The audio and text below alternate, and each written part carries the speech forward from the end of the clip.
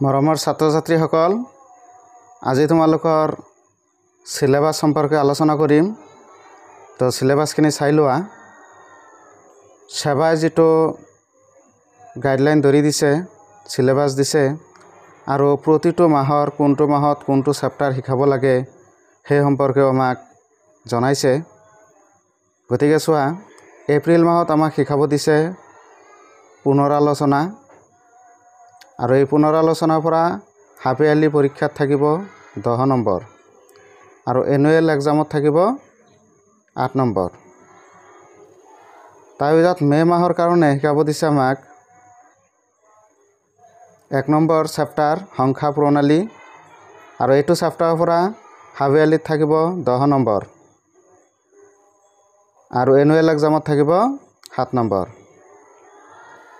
তাৰপিছত আমাৰ জুন মাহৰ চেপ্টাৰ হৈছে 2 বহুপদ। বহুপদৰ পৰা হাফ ইয়াৰলি থাকিব 15 নম্বৰ আৰু এনুৱেলত থাকিব 10 নম্বৰ। আৰু এই জুন মাহৰেই আৰু এটা চেপ্টাৰ আছে 3 স্থানাংক জ্যামিতি আৰু এই স্থানাংক জ্যামিতিৰ পৰা হাফ ইয়াৰলি এক্সামত থাকিব 10 নম্বৰ আৰু এনুৱেল এক্সামত থাকিব 5 নম্বৰ। তাৰপিছত আমাৰ আগষ্ট মাহৰ চেপ্টাৰ হৈছে 4 দুটা চলকত ৰৈখিক সমীকৰণ। এইটো চেপ্টাৰৰ পৰা হাফ ইয়াৰলিত থাকিব 10 নম্বৰ আৰু এনুৱেলত থাকিব 5 নম্বৰ। আগষ্ট মাহৰ কাৰণে আৰু এটা চেপ্টাৰ আছে, সেইটো হ'ল চেপ্টাৰ 6 ৰেখা আৰু কোণ। ইয়াৰ পৰা হাফ ইয়াৰলিত থাকিব 10 নম্বৰ আৰু এনুৱেল এক্সামত থাকিব 4 নম্বৰ। তাৰপিছত আমাৰ ছেপ্টেম্বৰ মাহৰ কোৰ্স হৈছে চেপ্টাৰ 7 ত্ৰিভুজ। ত্ৰিভুজৰ পৰা হাফ ইয়াৰলিত থাকিব 12 নম্বৰ আৰু এনুৱেল এক্সামত থাকিব 6 নম্বৰ। আৰু এটা চেপ্টাৰ আছে ছেপ্টেম্বৰৰ 8 নম্বৰ চেপ্টাৰ চতুৰ্ভুজ। চতুৰ্ভুজৰ পৰা হাফ ইয়াৰলিত থাকিব 13 নম্বৰ আৰু এনুৱেলত থাকিব 6 নম্বৰ। তাৰপিছত হৈছে অক্টোবৰ মাহ। অক্টোবৰ মাহত চেপ্টাৰ নম্বৰ 9 সামান্তৰিক আৰু ত্ৰিভুজৰ কালি। এইটোৰ পৰা হাফ ইয়াৰলিত নাহে প্ৰশ্ন, এইটো এনুৱেলত থাকিব, এনুৱেলত 6 মাৰ্ক থাকিব। তাৰপিছত আমাৰ নৱেম্বৰ মাহৰ কোৰ্স। নৱেম্বৰ মাহত দুটা চেপ্টাৰ আছে 11 আৰু 12। 11 চেপ্টাৰ অংকন। অংকনৰ পৰা হাফ ইয়াৰলিত নাথাকে, এনুৱেলত থাকিব 4 নম্বৰ আৰু 12 নম্বৰ চেপ্টাৰ হিৰণৰ সূত্ৰ।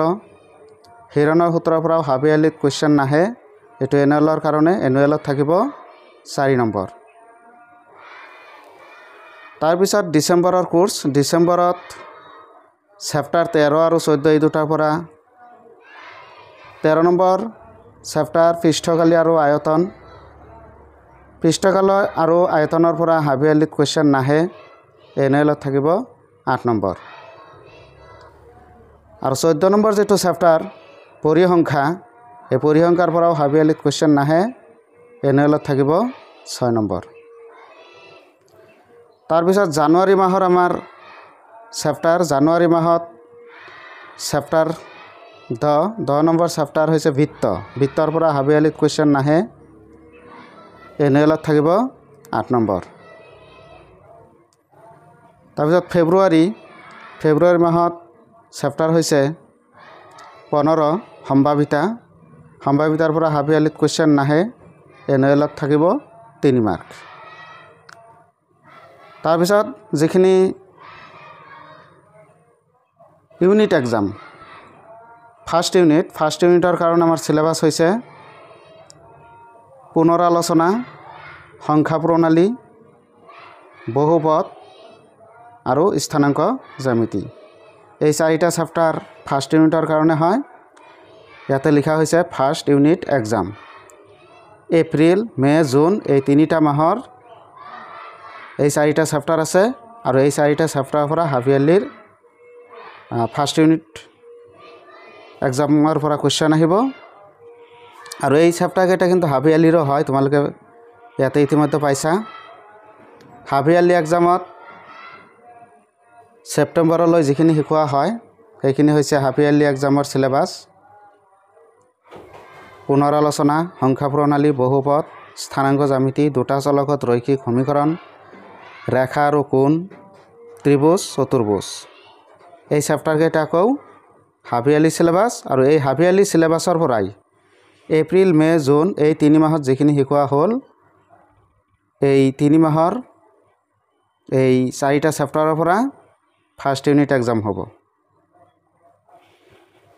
তাৰ পিছত যিখিনি এনুৱেলৰ সিলেবাস এনুৱেলতো গোটেইখিনি কিতাপৰ পৰাই কোৱেশ্চন থাকিব তাৰে অক্টোবৰ আৰু নৱেম্বৰ মাহত চেপ্টাৰ আছে শিকাবলগীয়া 3টা চেপ্টাৰ 9 নম্বৰ সামান্তৰিক আৰু ত্ৰিভুজৰ কালি 11 অংকন আৰু 12 হৈছে হিৰণৰ সূত্ৰ এই 3টা চেপ্টাৰৰ পৰা সেকেন্ড ইউনিট এক্সাম হ'ব ইয়াতে লিখা হৈছে সেকেন্ড ইউনিট এক্সাম গতে সেকেন্ড ইউনিট এক্সাম এই 3টা পঢ়িব লাগিব আৰু এনুৱেল এক্সামৰ কাৰণে গোটেইখিনি কিতাপেই পঢ়িব লাগিব আৰু এনুৱেলৰ কাৰণে নম্বৰখিনি ইফালে দিয়া আছে এনুৱেল এক্সাম কোনটো চেপ্টাৰৰ পৰা কিমান নম্বৰ থাকিব ইয়াতে কোৱা হৈছে যে এনুৱেল এক্সামত পুনৰালোচনাৰ পৰা 8 নম্বৰ থাকিব সংখ্যা প্ৰণালীৰ পৰা 9 নম্বৰ থাকিব বহুপদ 10 নম্বৰ থাকিব স্থানাংক জ্যামিতি 5 নম্বৰ থাকিব দুটা চলকত ৰৈখিক সমীকৰণ 5 নম্বৰ থাকিব ৰেখা আৰু কোণ 4 নম্বৰ ত্ৰিভুজ 6 নম্বৰ চতুৰ্ভুজ 6 নম্বৰ সামান্তৰিক আৰু ত্ৰিভুজৰ কালি 6 নম্বৰ অংকন 4 নম্বৰ হিৰণৰ সূত্ৰ 4 নম্বৰ পৃষ্ঠকালি আৰু আয়তন 8 নম্বৰ পৰিসংখ্যা 6 নম্বৰ বৃত্ত 8 নম্বৰ আৰু সম্ভাৱিতা 3 নম্বৰ গোটেইখিনি হৈছে বছৰটোৰ ফাৰ্ষ্ট ইউনিট সেকেন্ড ইউনিট এটা হল first unit second unit half yearly এইখিনি লগতে এনুৱেল এক্সাম গোটেই বছৰটোৰ কাৰণে এটো সিলেবাস আৰু ইয়াতে যোগ কৰিলে আমি পাম হাফ ইয়াৰলিত যিখিনি নম্বৰ আছে এই গোটেইখিনি 90 নম্বৰ হ'ব আৰু এনুৱেলৰ কাৰণে এই গোটেইখিনি যোগ কৰিলে আমি পাম 90 নম্বৰে হ'ব লিখিত পৰীক্ষা 90 নম্বৰ আৰু বাকি 10 নম্বৰ হ'ব প্ৰেক্টিকেল পৰীক্ষা গতিকে এই সিলেবাসখিনি চাবা তোমালোকে